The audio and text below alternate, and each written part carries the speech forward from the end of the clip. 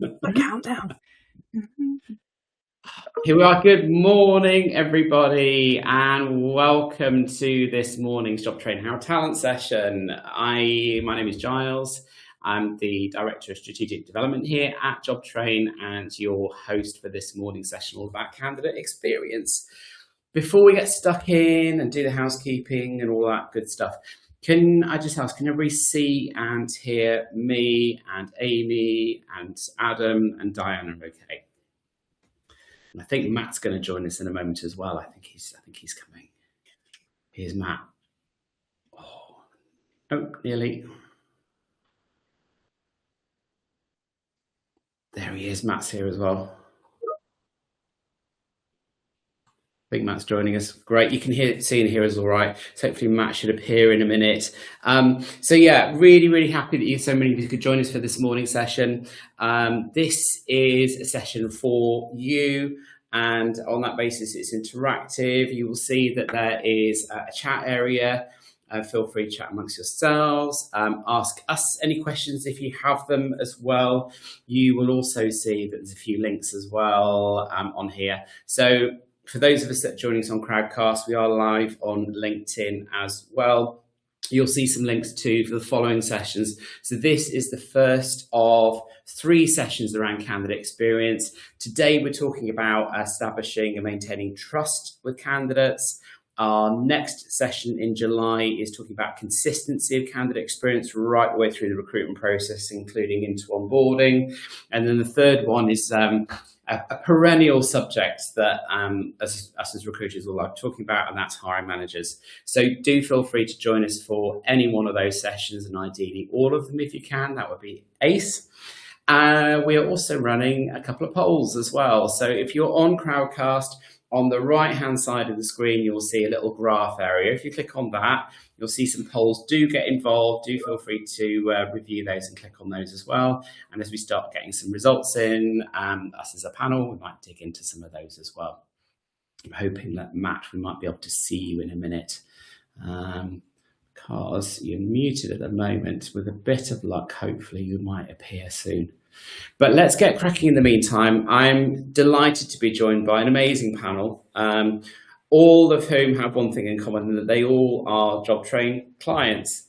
So without any further ado, let's do some introductions, starting with you, Adam. Hi all, my name's Adam O'Shea. I'm the Head of Talent Acquisition at Aspris Children's Services. Thanks so much for having us on, Charles. Thanks, Adam. Amy. Hi everyone, I'm Amy Thirtle. I head up the Culture and Inclusion team at YBS, but up until December I managed our resourcing and succession team as well. Brill. Diana. Hi, my name's Diana Reid. I work for St Helens Council, previously in people management, operations and recruitment. And like Amy, I've had a recent move in the last few months over to the Organisational design and development team. Really looking forward to the discussion. Thanks for having me on, Giles. You're very welcome. We do have Matt with us as well from NHS Blood and Transplant. He's the strategic resourcing lead over at NHS Blood and Transplant. So hopefully he'll be able to join us in a short while. But while Matt is joining us, let's just crack on. We've got probably just shy of an hour. And just to sort of frame this session, ultimately, this whole candidate experience season that we're running came about because we joined the Talent Labs for one of their Collaborate days in London. And we spent the whole day with about 100 heads of resourcing, very busy, very chatty days, you might expect.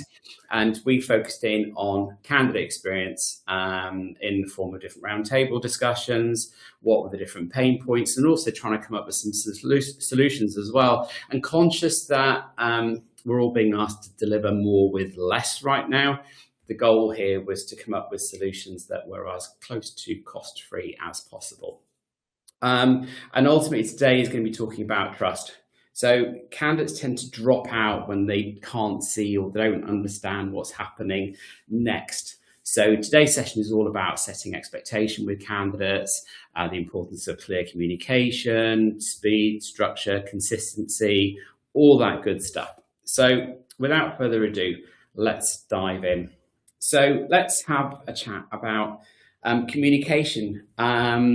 And obviously, you're all Jobtrain users, so you have something in common. So the ATS is going to be supporting that.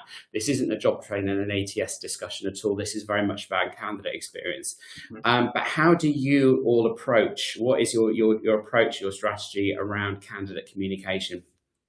Who wants to go first? Just dive straight in. I'm happy to go if you go for it, Adam.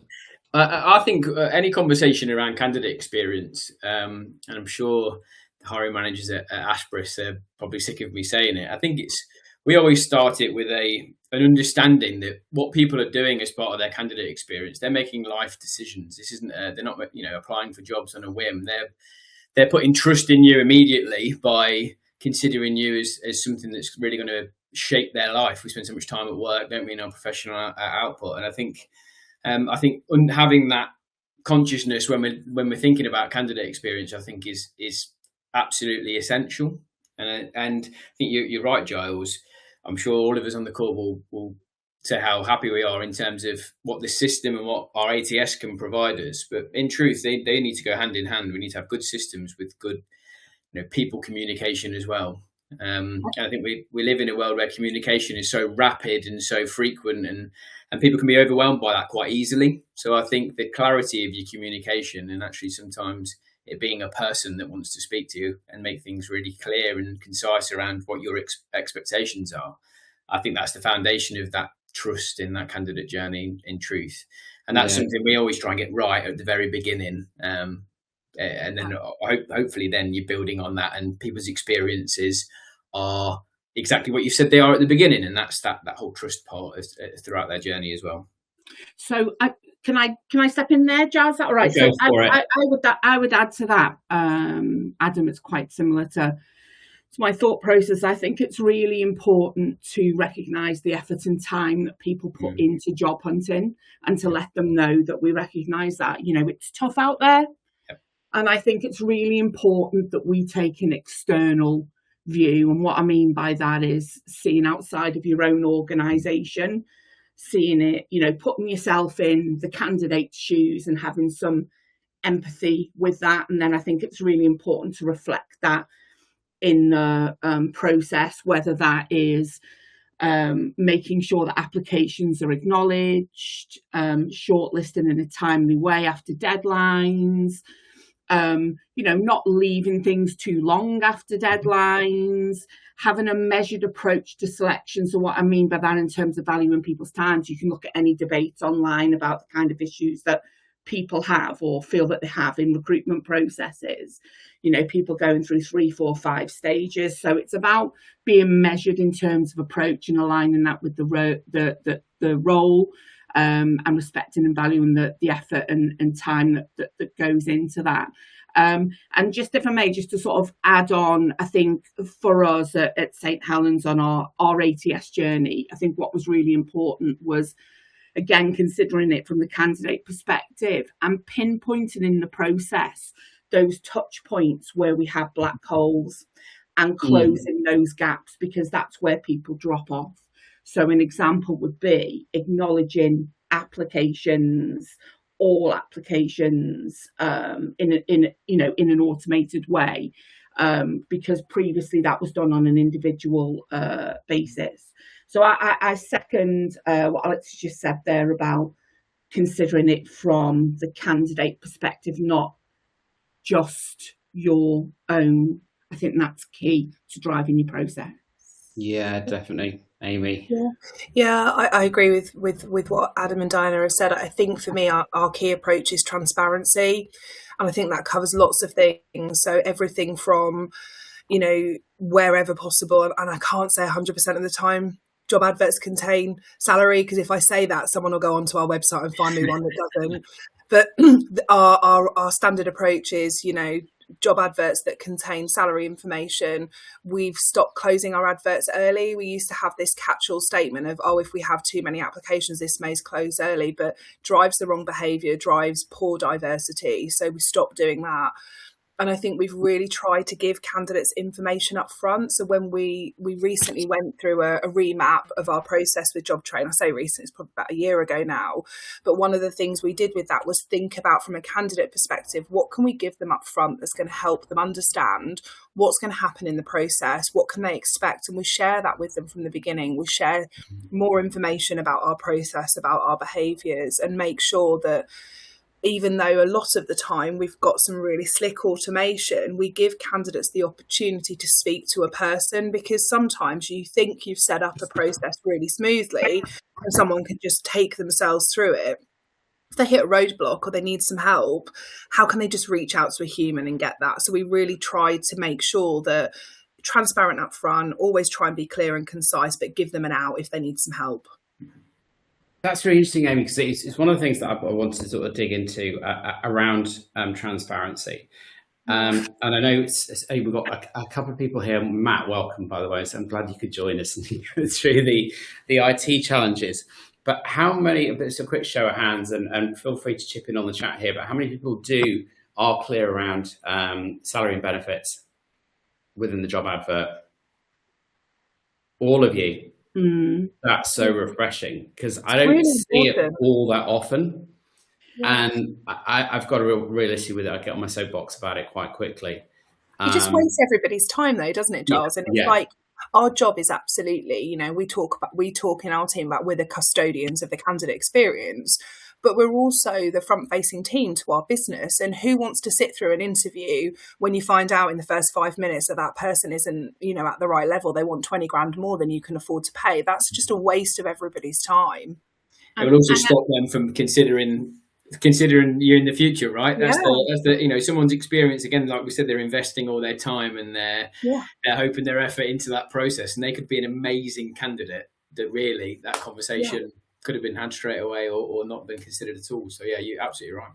And I think it goes back to being in touch with what's going on outside of your organisation as well, and not working in a silo. Because you go on it, you see any online social media discussion, and I think it's probably fair to say it's the number one issue with candidates around salary. But surprisingly, so many organisations still don't include it with the adverts. So having that awareness about what the experience is externally, what people are talking about, and what's important to them, I think is really, really important as part of your own outlook around the recruitment processes. Yeah, Matt, any thoughts, anything to add? We're talking about sort of clear communication with candidates up front, and then making sure it's consistent all the way through the process. Yeah, I noticed you were touching on salary, which is, I saw a stat the other day saying that 40% of candidates have disengaged with the process. Salary information hasn't been provided. I think where it's difficult is whether you can get across your full value proposition, because people will just look at the baseline number. Of course, if you're in the NHS, that's often some way off market, but there are other benefits such as effectively a final salary pension scheme, which are a little bit less immediate. So I think there's a sort of balance to be struck there, but there's no two ways about it. That debate is over. I think you are going to lose. You're going to lose good candidates if you don't include that. Yeah. But I think broadly, trust is built in the first moments of the process. Sure. That's something that I think I really believe in. Any sort of understanding of how people interact with information, particularly interact when they're looking at information on the internet. You've just got seconds, right? You've got seconds to get across them. People read the top 5 lines, 10 lines of your job posting, and then make a decision about whether to keep reading. They might give it 2 minutes overall. So you've really got to get that trust established as quickly as you can. Obviously, salary is a key part of that. Yeah, I couldn't agree more. And I know it's going to be a good challenge for you, I know, Matt, because a lot of the high volume roles that you're recruiting for donor carers for NHS blood and transplant. So it's a very specific role requiring very specific approach in terms of personality, but also there's some deal breakers as well, isn't there? So in terms of setting candidate expectations, so I remember, a while back now for a donor carer, for example, one of the key things is you've got to be fairly comfortable with the sight of blood, but also be somebody that's caring and nurturing and wanting to help and support people. So you're trying to very upfront be clear about the type of person you're looking for, but also make them aware, almost like a bit of a self-selection exercise, why the role perhaps might even not be right for them. Yeah, that's a thing, right? It's a classic sort of realistic job preview, but you somehow need to embed that, I think, in the job posting in a way that gets that across really quickly to people, and then enables them to make a decision about how much more time they're going to invest in looking into this and going into it a little bit more deep. So I think, yeah, the opening paragraphs of a job posting really, really important, because you've kind of got to get some of that key stuff across to them, because that's what their eyes will go straight to that. Their eyes will go straight to the salary, straight to the location. We all know what the key drivers are of candidate decision making. So I think it's sort of plugging in. I think this is kind of what you're saying, Giles, is you've got to kind of plug into their mindset and give them what they need, but balance that out with the things that you need them to quickly focus in on to make the right decision about whether to move forward. Yeah. How many of you use video? I'm sorry? Job adverts. How many of you use video to support job adverts?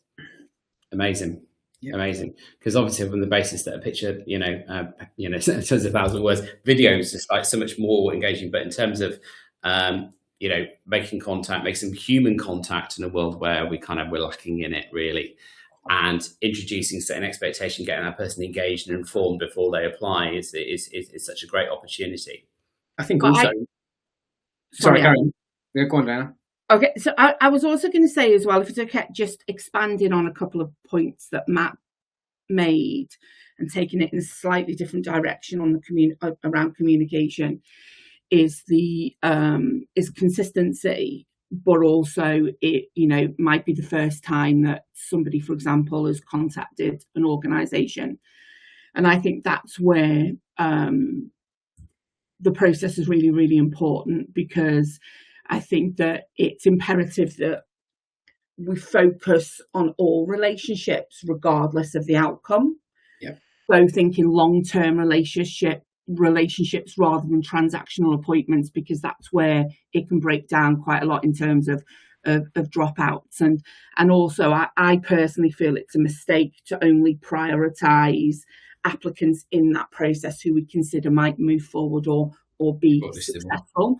So in terms of how we've done things, like how we've done some of that with the system, is again just acknowledging all applications, making sure that everyone gets a timely update regardless of whether they're moving forward at each stage or not. And it's really important that we use those communication tools to acknowledge that someone has reached out to us, like Matt said, but also signpost where we can, because if somebody is rejected, that doesn't have to be the end of the relationship. So if you're lucky, if you're able to have all of that information in one place, in, for example, an ACS platform like Jobtrain, you can use those communications and those tools to keep that relationship alive and for longer, and engage candidates in different ways. So I think that's really important as well, just expanding on a couple of those points around someone reaching out, because in my own organisation, for example, we're a council, and a lot of the people who reach out to us for roles could be service users, or they could be a young person who it's their first time contacting the council. They're considering a career in local government. So there's lots of reasons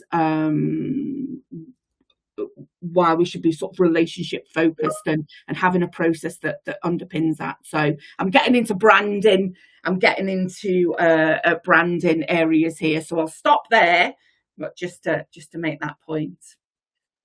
Go on, Adam, you jump in. I was going to say some really interesting points. I know you're right in terms of the consistency of communication. I think what we find in our organisation, we've got a number of specialist education schools and residential children's homes across the UK, and a big part of that is obviously a hyper competitive markets in terms of trying to introduce people, not uncommon. So I'm guessing some of the vacancies that yourselves find yourselves with as well. And actually, again, you're going to have guessed that I'm really, really passionate about the people side as well as the system side. And I think that trust and element, if we're thinking about how responsive we are, I think to your point, Amy, around having someone there to guide someone through that journey, even if they're struggling with it and they've not quite got to the end yet. Actually, that's worth its weight in gold in terms of being the difference between one advert and another. I'm sure we'll find ourselves in with competitors whose pay rates will be similar, offerings will be similar.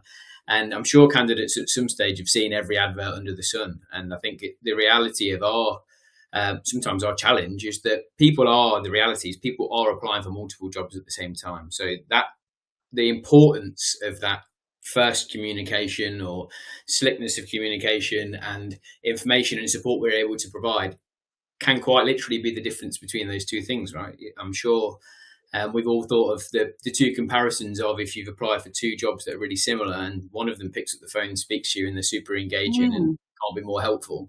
I know which one I would rather go and interview for, and it's not a difficult decision for me. And I think as long as we have that in the back of our minds as well, is that they're things we can control. And I think that's such a blessing, right? There's a lot of things in the job market we can't control. There's a lot of things we can. Totally. It makes me really sad that I still hear time and time again that, we've all acknowledged here that, as a person, applying for a job is a really, really big deal, up there with, buying a house or relationships and that kind of stuff. It's a huge life event, and it's not something that people do every day. We're doing recruitment every single day, so it's become the norm for us. But I hear still so many people, including my stepdaughter, who was, fairly recent grad, was applying for roles. And I think she probably got just a simple acknowledgement for the role that she was applying for, maybe about 10% of the time, and that was it, and nothing else at all. So actually, I could get really cross about this, but it's just being human and considering people a little bit. Because the reality is, Giles, there's no excuse for that these days, because I think we've probably all been around long enough that applying for jobs and responding to people used to be manual. That isn't the case for most people these days. There's, name me an ATS that doesn't enable an automatic acknowledgement of roles. I just don't think there's any excuse for stuff like that anymore. Candidates shouldn't feel like they're going into a black hole. And I think you're absolutely right. More people are likely to apply for jobs than maybe for some people buying houses. If you look at the average age that people are buying houses these days, they've probably had multiple jobs in that time. And I think that there's a responsibility to treat those people like a human. And you have to sort of acknowledge that it's a lot of effort on everybody's part to get to the right solution. And during that time, there'll be, I think it was you, Diana, that said there'll be lots of people that fall out of that process, and they should be treated with, the same time and effort that they've put into it. I'll bring up the dreaded word feedback, because I know, I'm sure we all have managers that we struggle with that, but it's so important. If someone's giving their time to you, that you are giving them something helpful. And I spent a big chunk of my career doing grad recruitment, and this one person stands out really in my mind, and I gave her some pretty harsh feedback. For those of you who know me, I'm quite direct, but I, tone it down for the grads. And she said to me, you are the first person that I feel has actually told me the truth, and I can now go and use that and do better next time. And I think it's sad that I'm the first person who's told her the truth. She was a great candidate, but she was making some real own goals that she could then go and change. And I think I started out my life in agency recruitment. When I first came into my organisation, YBS, where I am now, you can really see the difference in direct candidates coming through and those that are coming through from agencies. And I'm sure, like all of my peers on this call, massive drive to get agency costs down. So we started providing some of that wraparound support for candidates of, if they weren't coming through an agency, and they would normally have a prep call with their agent who would remind them about all of the right things to say, our team started picking it up. We offered it, we didn't force it. We gave people the opportunity to have a call with one of the recruitment team, ask some of those questions, they'd give them some information. And we made it really easy to find out about us as an organisation. I don't buy into this rubbish of, oh, we'll just tell them to look at the website. Candidates are busy, they're probably applying for multiple jobs, and it's competitive. And if you want to stand out, you need to make it easy for them. So we started putting together these like candidate guidebooks, and it just puts everything in one place. Candidates can understand about who they're applying for and make a decision. And it won't work for everybody, but for those candidates that are in high demand, who are you going to go for? The person who gives you all the information up front, tells you the truth about the salary, and takes the time to have a conversation with you. You don't always have to pay the most to get the best candidates. I love that. I was going to ask, actually, in terms of your approach to the process itself, do you communicate what the different steps of the recruitment process are, the timelines, anticipated timelines around that, and then what resources do you make available to people that apply so that they're informed and prepared, and essentially you set them up to perform in the best way possible if they're invited for interview? Interested in your sort of different approaches, Matt. I think you're hitting on a really key point, Giles. Interestingly, the last time I did a major careers website review, the creative agency didn't put in a section on the application process, and I overrode. I'm really glad I did, because it gets really quite a lot of hits compared to some other parts of the website. And I think the reason is that candidates understand now that processes are going to be heavily automated. That's just part of the landscape. But they're also, trust is being by that. So transparency is really key. Transparency on your process.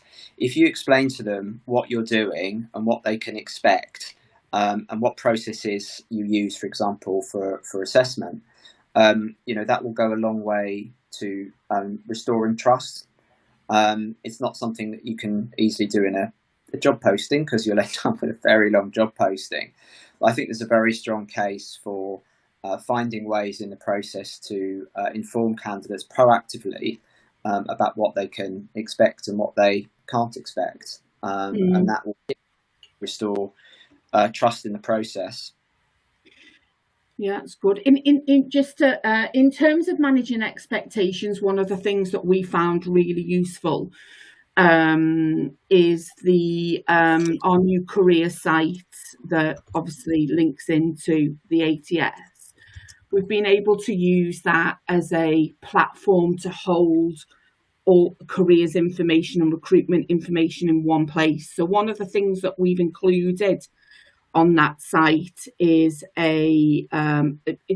essentially an FAQ page, but with bells and whistles, and it pretty much breaks down all the kind of questions. So again, it was built with the candidates in mind. So what would a candidate want to know? What would a candidate want to ask? And it covers all of those key areas. And it's not just managing expectations, it's also informative, it's helpful, and it gives guidance. And and we found that to be really useful from a signposting perspective, going back to some of the earlier points around branding and keeping the relationship going. We've got places that we can return people back to if they're not moving forward in a particular process, because a lot of our candidates who come through to the council go on to secure roles in other parts of the council or other services.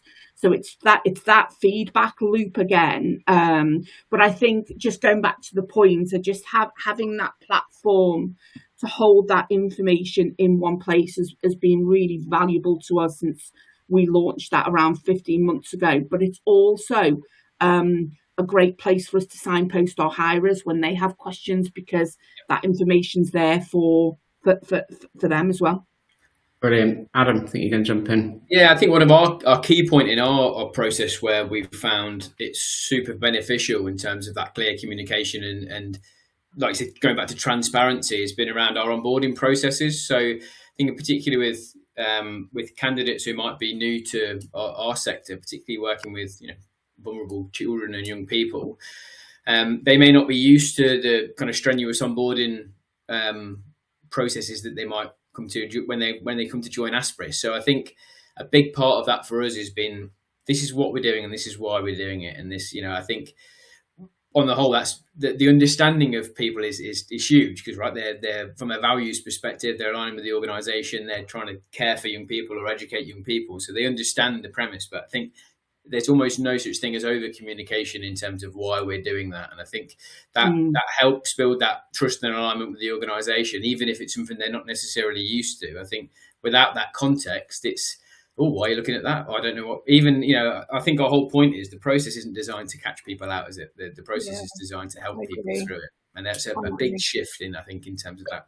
It's a great comment. I think you're all actually involved. All of you are involved in regulated hiring, so that makes the onboarding process that much more complex and probably more difficult for a new hire to navigate and understand the context as to the why they're being asked for information, and the inevitable time delays around things like DBS. So it's slightly different for you, Amy. It's probably PEPs and sanctions and those kinds of checks.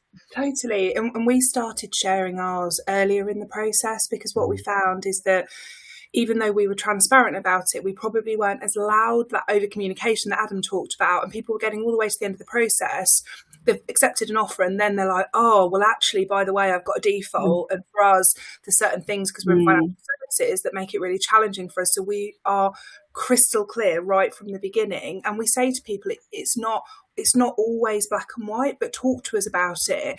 So it's back to that point of building trust, is that you're not putting someone through a process to tell them something at the end when you could have told them at the beginning and they might have made a different decision. And I, whilst we're on the topic of onboarding and going back to dropout rates here in St Helens, I like to call it the crickets period. So that bit between a verbal offer and commencement, where sometimes it can all go silent. And that's where we certainly were experiencing the big dropouts in that period. And I think that for me, I think that when we're looking at sort of like processes around recruitment and communication, I think there's three key aspects for me. I think there's the commitment from the applicants. And I think that applicants having visibility of their own progress in their accounts is really, really important. And that's a really great way to bridge some of that gap, which is now available to us since we've got the ATS. Compliance, which is what our HR teams do. So that's the pre-employment check-ins. And I think that's where it's really, really useful that we're using those communication tools in the system to be transparent, manage expectations that we're just talking about there, ask for what we need, but to give updates as well. But also connection. So I think what I mean connection is the hirer's role. So having great processes is one thing, and having the platform that enables us to do that is a huge stride forward. But we can't lose the human touch that supports that. So to add value and complement those processes, we need our line managers and our hirers to be doing regular check-ins to make sure everyone's got what they need and so on.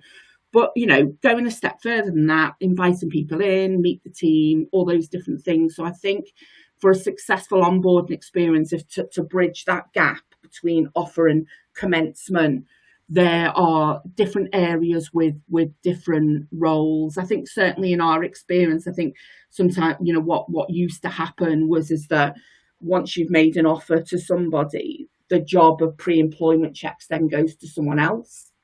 And then you sort of have that period of no communication where everyone's in a black hole, and that's where the dropouts were really, really high. Were really high. There's also two different things, isn't there, Diana, where you've got the functional good stuff that we absolutely need for someone to be compliant and join us. And then as we kind of circle back right to the beginning of the call again, it's about people. So there's such value in having a people interaction that could be nothing to do with how the compliance is going. It's more about, how you're feeling about, joining us, letting them know what their first day is likely to be like, who they're going to meet, those kind of things. The the small things that every candidate is sitting at home wondering what that's going to be like. So any information you can provide ahead of time on that, it's automatically building trust, because it takes the grey area out. And unfortunately, as many of us probably do, we think the worst. We think, oh no, no one's gonna like me, or I'm not gonna get on very well, or whatever it might be. People, they torture themselves in those. Really anxious. Sorry, Adam. It's a really anxious period for a lot of people. Between, but I'll stop talking after this point. But as a very where the applicant tracking system we found is amazing for facilitating those type of conversations and knowing when you need to reach out to someone, is having that date stamped information in front of you. And being able to identify where something's not happening. So, for example, if you send out somebody an offer of employment and it's been a week and they haven't logged, you can see that they haven't logged in, or you can see that they haven't signed it. That's a red flag for me. That's where you pick up the phone or you reach out to them and you say, we've noticed that you've not done this. Is everything okay? Have you got any questions? Do you want to speak to your new line manager? So you can use the process and the system to facilitate. And I think that's where we found it really, really useful in that way. Yeah. Amazing. Sorry, is that you, Amy? Yeah, I just wanted to build on something Adam said. I think the key thing for me around the onboarding element is don't make assumptions. I think when we did some testing around our new onboarding processes and guides, we put things, because people worry about who's going to meet me on my first day, where can I get a cup of coffee, what do I do about lunch, what do I wear? That really worries people. And when we did some testing around, dress for your day, smart casual, people unhelpful. Tell me, what do you mean by dress for your day? What do you mean by smart casual? And we started putting some what this is and what this isn't. And I think that's the thing is, advice I'd give to anyone listening to this call is, you're in this every day as recruiters or as HR professionals. So take yourself back a step. Remember your very first day and think about some of the questions you wanted to ask and make the answers really obvious. They always joke, don't they? How do you explain it to someone who's a Martian or whatever? But I really think we need to remember that we're experts in this, or I'd like to think we are. So therefore our level of knowledge is kind of assumed, and you need to almost put yourself in that person's shoes and think about, right, when we say smart casual, or when we say, I don't know, whatever acronyms we use as organisations, for which there are loads, how do we help our new colleagues or our candidates decode some of that stuff so they don't feel as anxious coming into our organisations? I've got a couple of questions sort of within this room, as Jobtrain uses. Are you all using the welcome hub element of Jobtrain? Just to explain what there's for people here. So we have onboarding within our platform, pretty much like a lot of ATSs do. We try and keep it as transparent as possible so a new hire can see what the recruitment team are working on, but also what they need to work on as well. But we have an area that's designed to help to keep people informed and engaged. It's not to get it's not in place of human contact. I'm a huge fan of hiring managers actually just keeping that communication going, but it's there to answer all the questions ahead of the first day. You can have video there, video introduction and what have you, but it's all designed to fill that, what we've all termed and I quite often call the black hole of onboarding, that potential silence that can happen, especially when it's a compliance heavy process between offer and confirmed or even the start date, which is the thing. And I guess my second question for you, this is just out of pure interest. Do you use other forms of communication, for example, like WhatsApp? So we're looking at bringing WhatsApp into the Jobtrain platform probably later on this year, beginning of next year, to try and take the recruitment process directly to the candidate. There's a lot of obviously asking the candidate, and you're always going to need to bring the candidate back to the ATS, but it's a more direct way and perhaps a more personal way, perhaps sharing video content or messages and keeping that engagement going. Again, not to get in the way of a telephone call, traditional one, but some people prefer that method of communication. How do you feel about that? Yeah, I just stop in there. Yeah, I mean, we've, prior to getting the applicant tracking system, we had very limited tools in terms of communication, and it's not the same as WhatsApp, but we actually find text messaging incredibly useful in certain circumstances when we need to prompt or get hold of someone quickly or get something back quickly during pre-employment check. So thinking along those lines, and I think the more platforms that we have to share content or keep the relationship going, I think is would be a good thing. Yeah, I also think to add on to that, it's how people are used to communicating, right? So, and actually, if they've got a question about their new role, if they want to speak to their hiring manager or they want to speak to their recruiter, whoever it is that's going to provide them with that information, it doesn't need to be, I need to have a secret phone call outside of work because I'm speaking to my new employer or whatever it might be. It could be as easy as sending a quick message and getting the information you need, Giles. So yeah, we certainly utilise it with those aspects so people know how they can keep in touch and it not seem as formal. I think because again, we're thinking about the anxiety of people moving jobs. Sometimes the informal bit is actually quite a nice, comforting thing to get that information as well, coupled with all the good stuff that we can already provide them. So yeah, I'm sure it fills that gap and prevents people, because people can continue to get offers for other roles, right? Even after maybe accept an offer with you. And think about the investment of time, money, energy, and bringing that person through the process, and obviously finding something you really want to hire, to lose them just through lack of total engagement and communication, which is be a real shame. Which, going back to what Amy was saying about not making assumptions, we know, and you don't think for 1 second that because you've offered somebody a job and you can now step away and that's it and they're going to start with you. There's some really in-demand areas where just because somebody's in an onboarding process doesn't mean that they're not getting other job offers, they're not getting other approaches, they're not getting counter offers from where they are. That's all happening, and that's where the having that connection with the people that you're going to be working with and the organisation that you move to is so important. Because people are in demand right up to the day that they start and beyond. And also, do you find that candidates, I'm sure we've all been candidates at some stage, right? It's the best thing about talking about these kind of things. We all have direct experience of what something good or something not as good looks like. And we're obviously really good at segmenting the process and understanding that people are here or people are there as part of that. But in reality, a candidate doesn't recognise people don't recognise they're in, or now I'm in onboarding, or now I'm in shortlisting. They're in their process, right? They're in their experience. So you're absolutely right, Dan. I think there's no assumptions. To Amy's point, is you can't assume that someone's feeling about like anything. I think the continuity of that's super important. We've got a question. Yeah. For all of you, I might start with you, Matt. So this is a question from Claire. Thanks, Claire. Do you proactively seek feedback on your candidate's experience? And if so, do you get more negative feedback about the recruitment process or onboarding? So is one better or worse than the other? That's a timely question because we're looking at it now.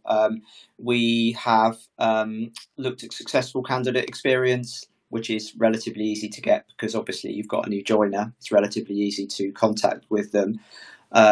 We are in the process of rolling out feedback surveys to unsuccessful candidates, which is obviously a lot more complex.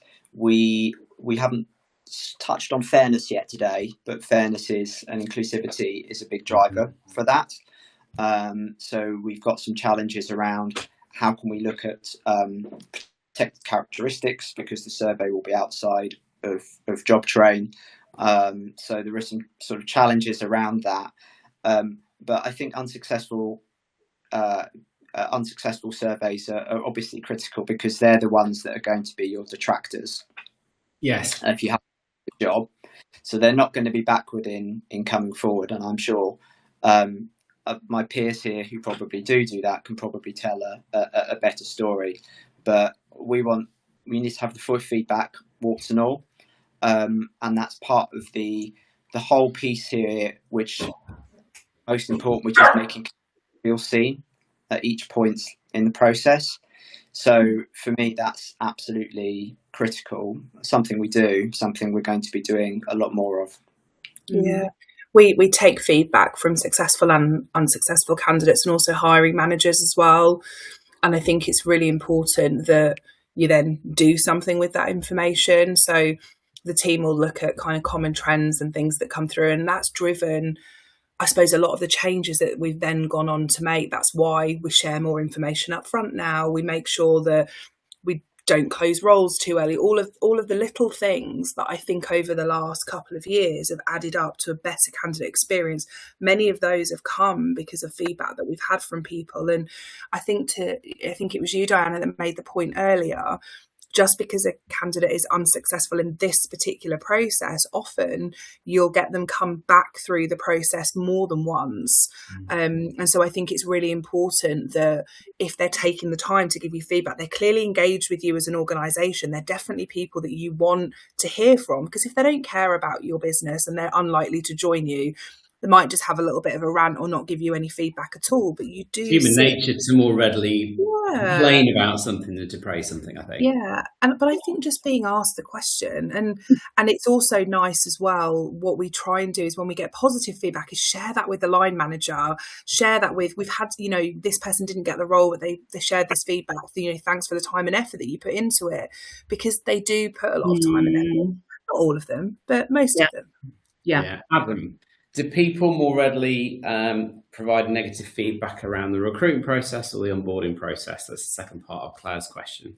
Yeah, I think the onboarding process is probably more of a natural target for negative feedback based on the time frame, I think is our reality. So I think where people's perception of how long things should or don't take, and so I think that's a big part of what drove us, Giles, in truth, to kind of being really specific around this is what we do and this is how long it could take. Because I think it's just that mindset of, and the expectation set in as part of the trust within the process, right? In terms of, okay, if I know this is already going to happen and this bit might take a little while, it could be a DBS, it could be that I've got a wealth of experience in the sector, so there's a lot of references that will need to be chased. I think from a recruitment point of view, the recruitment part of the process, I think it's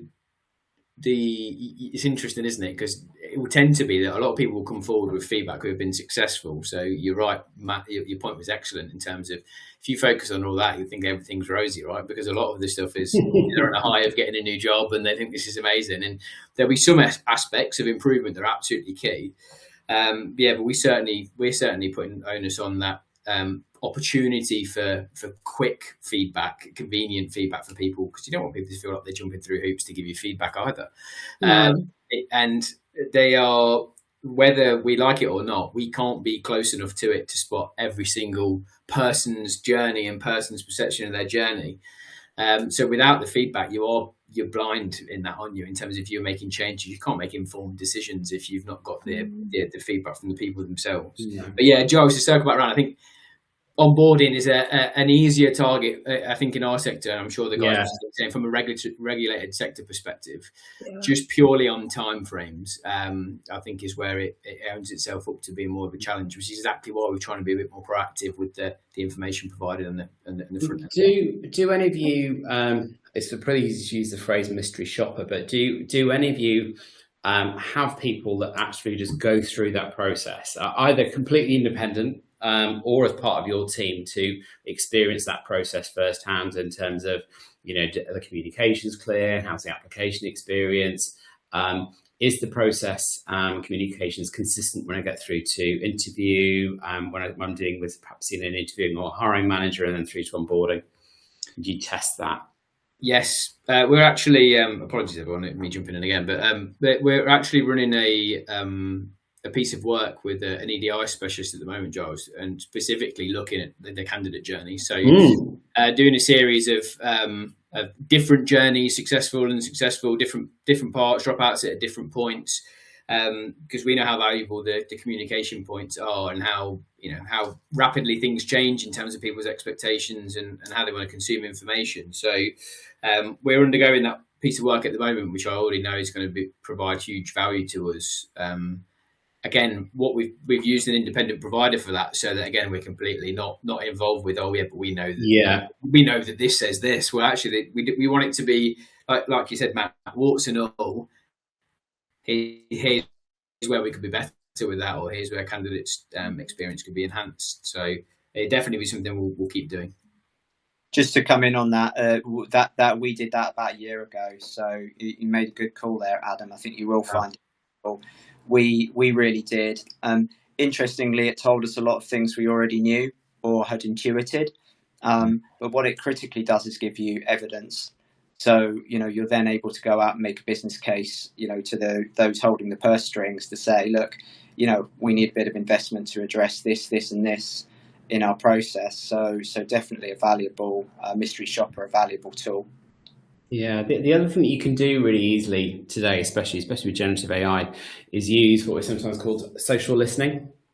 So that is regularly going out and looking at or gathering the feedback and the data in terms of what people are saying about you and your organisation on, for example, platforms like Glassdoor, for example, which is a classic one.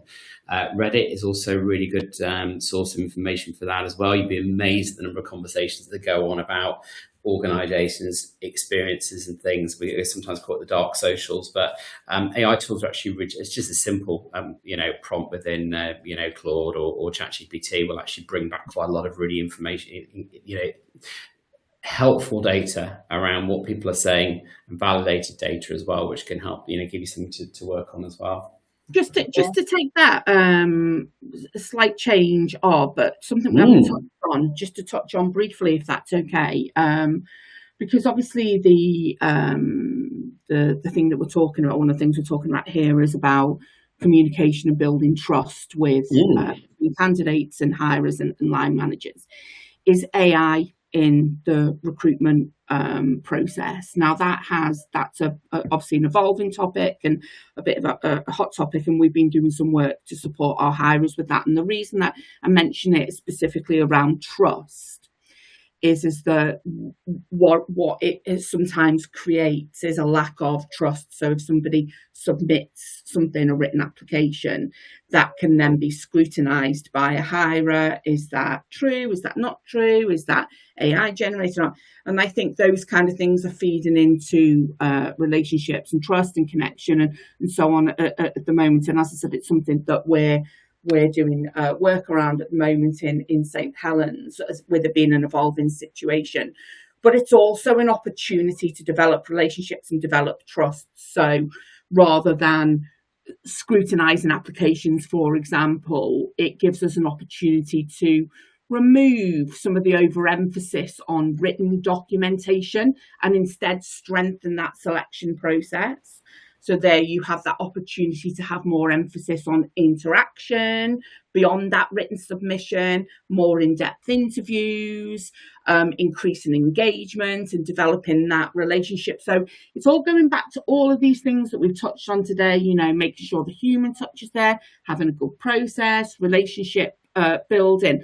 But I just wanted to touch on that briefly because it hasn't come up yet, and it is, I think it is, certainly in my experience, can have quite a dramatic impact on that trust in a relationship if hirers don't know what to do with it when it happens. I think that's really, really important. And one of the other solutions that you can have to, in terms of strengthening that selection process, is recruiting in different ways. So, for example, we've done campaigns using the event manager feature where we've reduced application to expression of interest and invited people in instead for open days, for events to start. And everyone, I think, mentioned this, start that engagement very early. So using tools to mix up the process as well. So just touching on that, because I think that's really impactful at the moment and it's still evolving. I'm very glad you mentioned it, because you'd be amazed. There's almost this, it's becoming almost universal now for candidates that they perceive that when they submit an application online, it's going to be processed using AI, which just isn't the case at all. And I think it's a really strong opportunity for employers to be very transparent about the process they go through to assess candidates and give candidates a sense of, actually give them a bit of peace of mind, actually, that there are humans behind the scenes and they're not just going to a black hole. It's not all being processed by AI. And I think leading with that transparency, or even where AI is used positively, is a good thing too. It is a really, really good thing, Diana. So I'm glad you raised that one. Definitely. It's spot on, Giles. And one thing that a little tip that folks might find fun. You mentioned Reddit. There's a Reddit thread called Recruiting Hell, which you might have come across. I think this is something Hung Lee put in his newsletter a couple of weeks ago. Really interesting, worth having a look, because someone's done a meta-analysis of like 20,000 recruitment complaints that were posted in this Reddit thread, and it's not entirely what you would expect. But one of the things that stood out is a lot of complaints about one particular ATS. I won't mention which one, not Jobtrain, and references to the Mobley case. Well, that outs the ATS vendor right away, which is one of the AI cases going through the courts in the US. And that sort of perception that AI is ageist, for example, what that test case is about, is clearly quite widespread. So I think dealing with that assumption that we're all sort of out there making decisions with AI, when the realities are that most organisations are not doing that in respect of assessment, at least, is a really important takeaway.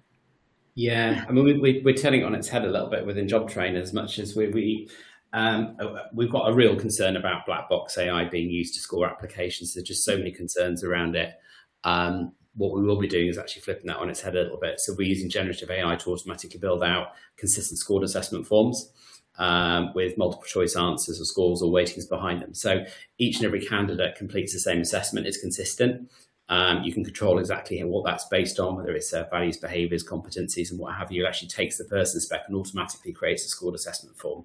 But you don't have AI scoring. It's absolutely consistent. It's explainable, and you can provide feedback to candidates using it. But I think candidates do have this perception that AI is just being used everywhere. We need to break through that and break it down. Yeah, I think that's a really good call actually about making. But I think if anyone from the hirer side is struggling with what to do about the applicants using it, because we know that. I think I've seen some stats. It's over 3/4 of people are using AI in applications and CVs and so on and so forth. If anyone's kind of struggling with the things around that, we're starting to approach it in a way that seems to be working around. I suppose embracing. That's quite a strong word, but it's here to stay. It's involved, and it's not so not fighting it. People are using it in the applications, but using that as an opportunity to go a bit old school and strengthen the conversation and the interviews and the selection. Rather than spending time scrutinising it or policing it. So I suppose in a roundabout way, what I'm saying is having a bit of a level of acceptance that it's here. And it's here to stay. And it's about how we adapt our processes rather than competing with it, challenging it, losing trust. So for anyone who's because I know some of our hirers were struggling with that. So it's, this approach seems to be working for anyone who's struggling. And we put that, again, going back to everything in one place, that's on our career site.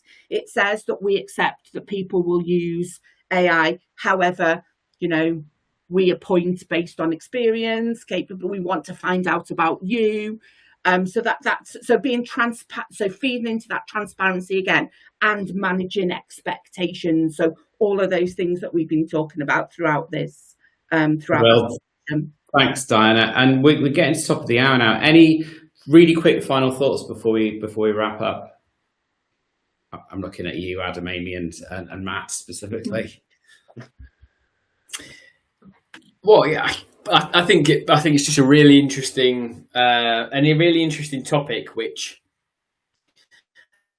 I think we can't understate the importance of the investment and thought that goes into organisations' approach to the trust and the candidate experience. Yeah. And I think people who aren't focusing their time on the candidate experience are going to be a detriment to the other people that are. And I think it's how regularly can we be having these conversations with wider stakeholders in the organisation, and I guess it's about then developing clear metrics of measurement in terms of the candidate experience where we can. So going back to the feedback and going back to all of those elements of understanding the experience, because we know about it, we're passionate about it, and it's how you convey that to the wider organisation to get that wider investment, which I think is a really interesting topic, Giles. And I think going back to the only point I'd kind of die on the hill with is that a lot of this is in our control, and we can control these touch points and trust elements and building that. And I think what an amazing,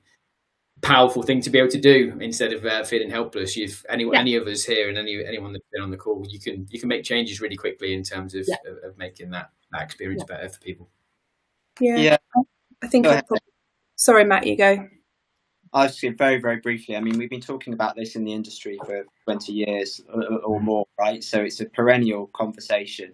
But I think if just this idea for me of making the candidate feel seen, if we put that at the heart of our thinking, we are dealing with human beings here. So walk a mile in their shoes and build your processes and make individuals feel seen. There are lots of mechanics in doing that, but if your test is that, then you're going to go a long way to making those candidates promoters of your recruitment process and not detractors. Perfect. Amy? And I think for me, just reiterate my point really, transparency is key. Share as much information up front as you can and throughout the process, and support the candidates and the hiring managers, because ultimately we need to set both of those up to succeed, because whether the outcome is an offer or not, if you do those things, everyone has a good experience, and then that's ultimately improving your brand perception in the market, which in these tough times we all need a strong brand. Amazing. Thank you to you all so much for all of your input, all of your insights, and couldn't agree more. And thank you to you all for joining us for this morning's session. I hope very much we'll see you on the next two, one in July, one in September. We'll do a blog post on the back of this anyway, just to condense down a lot of this conversation. So it's almost like the TLDR, if you like, just make it easy for everybody. We do offer candidate experience audits as well. So if you're interested in one of those, there's a link in the chat there, probably for non-Jobtrain users, but equally for you. We're happy to help our customers as well. Hope you have a really good rest of the week. Enjoy the sun. Hope you don't get too hot, and look forward to seeing you all very soon. Thanks a lot. Thank you. Thank you, everyone. Thank you. Bye. Cheers all.